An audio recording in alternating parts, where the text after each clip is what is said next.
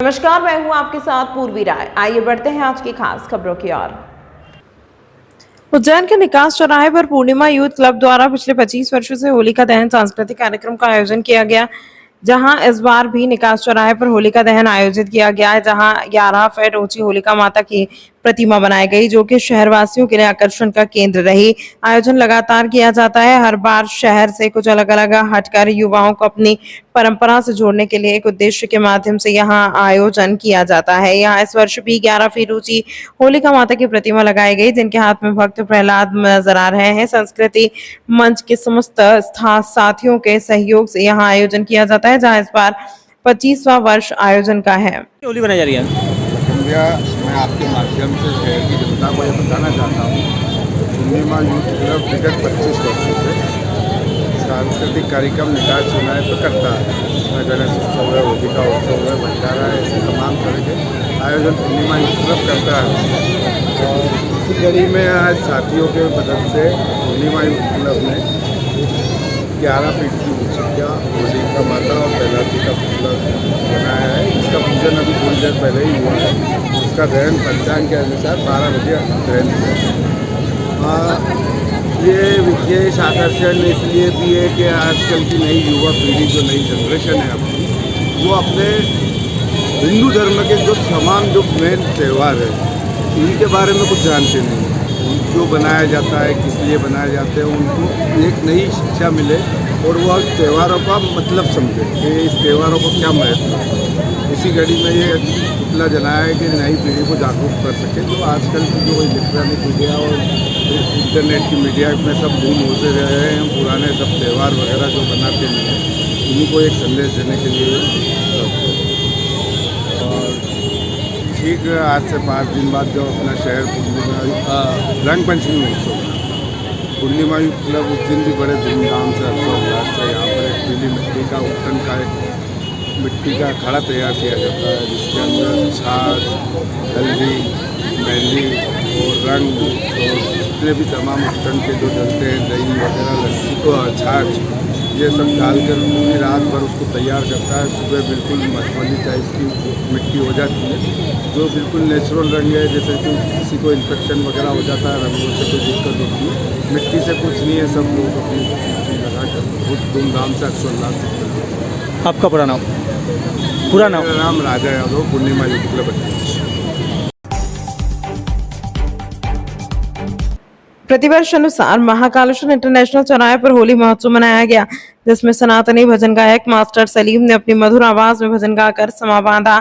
कार्यक्रम के आयोजक ऋषभ बाबू यादव ने जानकारी देते हुए बताया कि प्रतिवर्ष महाकालेश्वर इंटरनेशनल चौराहा मित्र मंडल ऋषभ बाबू यादव मित्र मंडल एवं समस्त महाकालेश्वर इंटरनेशनल चौराहे के व्यापारी एवं रहवासियों के द्वारा होली महोत्सव मनाया जाता है, जिसमें प्रतिवर्ष एक सुप्रसिद्ध भजन गायक की भजन संध्या आयोजित की जाती है, जिसके अंतर्गत इस वर्ष सुप्रसिद्ध सनातनी भजन गायक मास्टर सलीम एवं सन्नी अलबेला की भजन संध्या आयोजित की गई है, जिसमें हजारों की संख्या में शहरवासियों ने उपस्थित होकर भजनों का लाभ लिया है और होली के रंग में महाकालेश्वर इंटरनेट चौराहे पहुंचकर बाबा महाकाल के समक्ष रंग में रंगे और होली मनाई।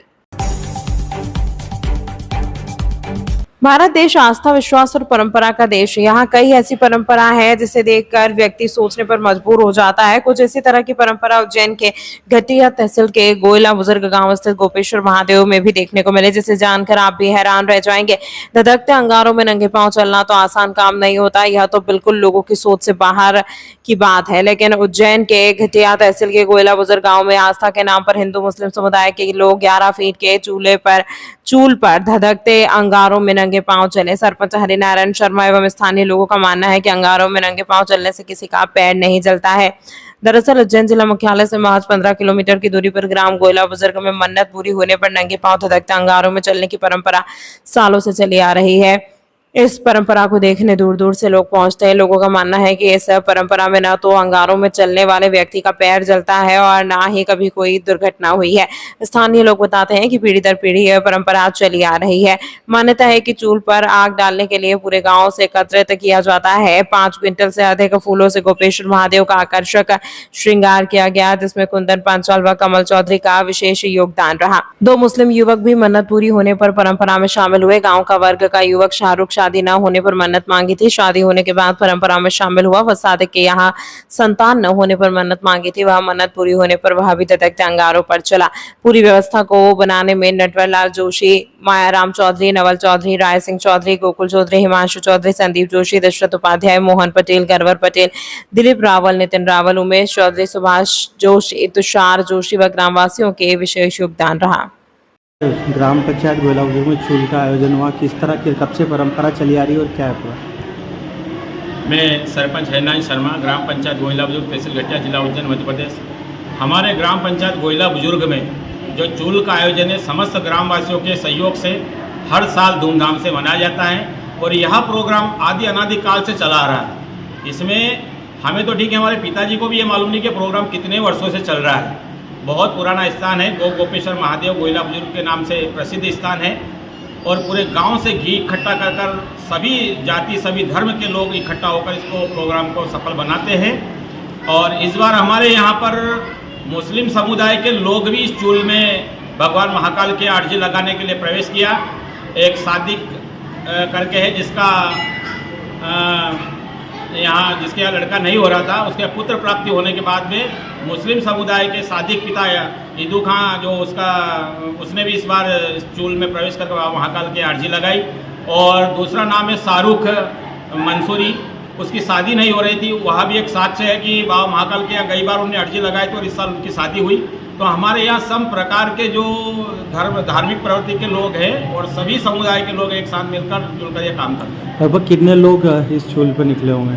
इस बार हमारे यहाँ करीबन 400 से ऊपर ही धर्मप्रेमी जनताओं ने चूल में अपने आवेदन दिए थे। बाबा महाकाल को सभी निकले और किसी के भी पैर में अंगारे की किसी प्रकार की खरोच नहीं आई। और होली का जो त्यौहार है सीधा सीधा पुण्य और पाप और छल और कपट का सीधा उदाहरण है। जैसे कि प्रहलाद की बुआ होलिका, जिसके मन में छल कपट था, उसने उसकी जो प्रहलाद को गोद में बिठाया और होली में जब बैठे उसके दिल में जो छल कपट था, उसका सीधा सीधा उदाहरण है कि उसकी बुआ वहाँ आग में जल गई और प्रहलाद साक्षात बचा है।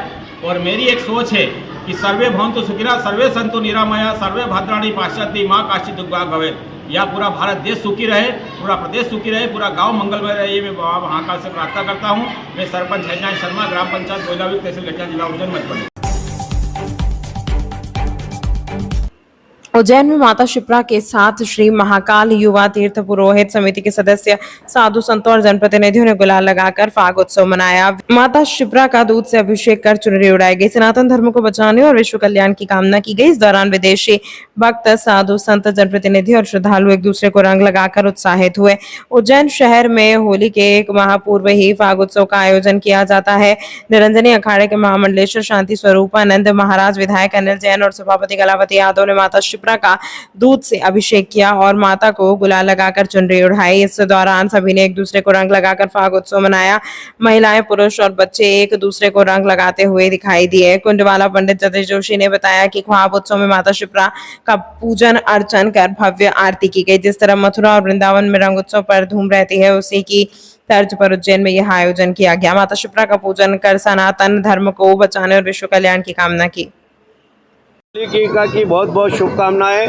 मध्य प्रदेश के यशस्वी मुख्यमंत्री डॉक्टर मोहन यादव जी ने बिना कर लगाए जो बजट प्रस्तुत किया है, यह होली की बहुत बहुत शुभकामनाएं। होली मनाने के उत्सव की ओर माननीय मुख्यमंत्री जी का यह तोहफा है। आज के इस अवसर पर भाई अजय जोशी जी ने महाकाल ग्रुप के द्वारा जो फाग उत्सव का आयोजन किया है, इस अवसर पर सभापति बहन कलावती यादव जी, जिले के अध्यक्ष भाई संजय अग्रवाल जी, जगदीश पांचाल जी और अजय जोशी जी की पूरी टीम और मंडल अध्यक्ष मुक्तक गोस्वामी जी सहित सभी कार्यकर्ता, यहाँ के पंडित, पुजारी जी, ज्योतिषाचार्य, सभी लोग उपस्थित हैं। सबको मैं होलिका दहन की बहुत बहुत अग्रिम शुभकामनाएं देता हूँ और यह वर्ष सबके लिए मंगलमय हो। धन्यवाद। अवंतिका महाकाल युवा तीर्थ पुरोहित समिति द्वारा रामघाट पर शिप्रा नदी पर फाग उत्सव मनाया जाता है। हर साल मनाया जाता है। आज विशेष अतिथि हमारे उत्तर के लोकप्रिय विधायक अनिल जैन कालू हेड़ा जी हैं और नगर महापौर मुकेश जी टटवाल, नगर सभापति कलावती जी यादव, हमारे स्वामी जी कमलेश जी महाराज हैं और उत्तम स्वामी जी हैं और हमारे सभी गुरु मंडली हैं। यहाँ पधारी और शिप्रा का पूजन अभिषेक किया और विश्व कल्याण की भावना से मथुरा वृंदावन जैसी यहाँ होली खेली गई है। कितने वर्ष से करते आ रहे हैं? यह करीब 20 साल हो गए हम करते करते। आपका नाम? अजय जोशी, कुंडवाला गुरु। होली के रंग साधु संतों के संग सीएम डॉक्टर मोहन यादव ने भी अभा अखाड़ा परिषद अध्यक्ष रविंद्रपुरी, महामंडलेश्वर प्रेमानंद, महामंडलेश्वर शांति स्वरूपानंद, स्थानीय अखाड़ा परिषद अध्यक्ष महंत रामेश्वर दास और अन्य संतों के साथ खेली होली। संतों ने प्रदेश के मुख्यमंत्री डॉक्टर मोहन यादव को शराबबंदी को लेकर दिया धन्यवाद और संतों ने मुख्यमंत्री से मांग की है कि शराबबंदी के साथ पूर्णतः ही मांसाहारी पर भी प्रतिबंध लगाया जाए। उज्जैन में होली के रंग साधु संतों के संग कार्यक्रम में मुख्यमंत्री डॉक्टर मोहन यादव ने संतों संग होली मनाई। 1 अप्रैल से धार्मिक स्थलों पर शराबबंदी की घोषणा की। प्रदेश के मुख्यमंत्री डॉक्टर मोहन यादव ने संतों को रंग गुलाल लगाकर लिया आशीर्वाद, तो वहीं संतों ने भी प्रदेश के मुख्यमंत्री को रंग गुलाल लगाकर फूलों की होली के साथ स्वागत सत्कार किया।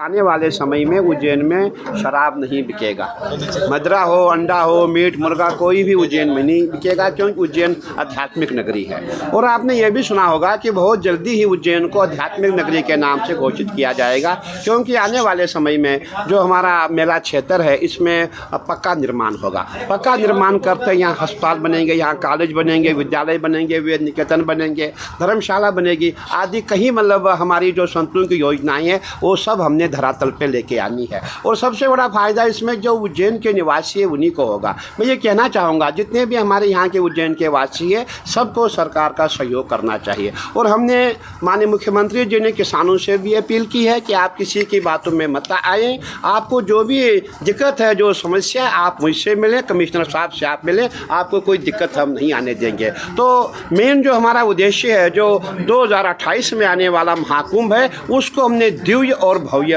मनाना है। और आपने ये भी देखा होगा इस समय प्रयागराज में करोड़ों की संख्या में श्रद्धालु वहाँ पहुँचे, और वही स्थिति हमारी उज्जैन में भी होने वाली है। यहाँ भी हमारा मानना है यहाँ भी करीबन 30 से 40 करोड़ श्रद्धालु उज्जैन में क्षिप्रा में स्नान करने आएंगे। उनकी व्यवस्था होनी है, उनके लिए बहुत काम होना है, रोड बनना है, धर्मशालाएँ बननी है, इसलिए नाना प्रकार के कार्य होते हैं। और सरकार जो है फील्ड में काम करना चाहती है। और माननीय मुख्यमंत्री जी का उद्देश्य है, उनका विज़न है कि पूरा जो हमारा मध्य प्रदेश है उसको क्राइम मुक्त करना है, ताकि एमपी में कोई क्राइम ना हो। और हमने देखा है कि इस समय उज्जैन वासी जितने भी है सभी हमारे माननीय मुख्यमंत्री जी का साथ दे रहे हैं। और किसानों से भी अपील की गई है कि जो हमारी योजना है उसका आप सहयोग करें।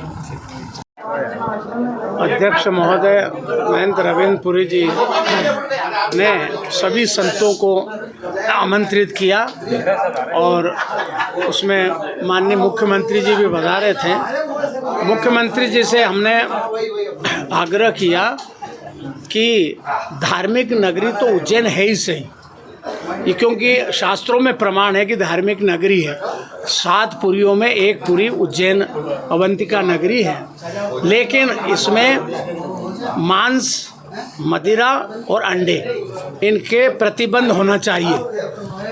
मुख्यमंत्री जी ने शराब के ऊपर प्रतिबंध तो लगा दिया, लेकिन हमारी मांग है सभी संतों की कि इसमें अंडे और मांस पर भी प्रतिबंध होना चाहिए, क्योंकि धार्मिक नगरी में अगर बाहर से श्रद्धालुगण आते हैं तो ये चीज़ देखकर उनके जो भावना आहत होती है। धार्मिक क्षेत्र से बाहर इन चीज़ों का विक्रय होना चाहिए। महाराज जी, इस पर भी चर्चा हुई कि जो नगर शहर में तो शराबबंदी हो रही है, क्या पूरे जिले में शराबबंदी होना चाहिए? नहीं, पूरे ज़िले, हम तो इच्छा हमारी है कि पूरे प्रदेश में बंद होना चाहिए शराब, कि उज्जैन की महिलाएं पुरुष ही सुखी रहे ऐसा नहीं। सभी भाई मुख्यमंत्री के लिए तो पूरा प्रदेश है, तो जैसे गुजरात में प्रतिबंध ऐसा पूरा प्रदेश में भी धीरे धीरे प्रतिबंध लगाए तो बहुत अच्छा रहेगा, जनता सुखी रहेगी और समृद्ध होगी। इस अंक में फिलहाल इतना ही, अगले अंक में फिर मुलाकात होगी, तब तक के लिए नमस्कार।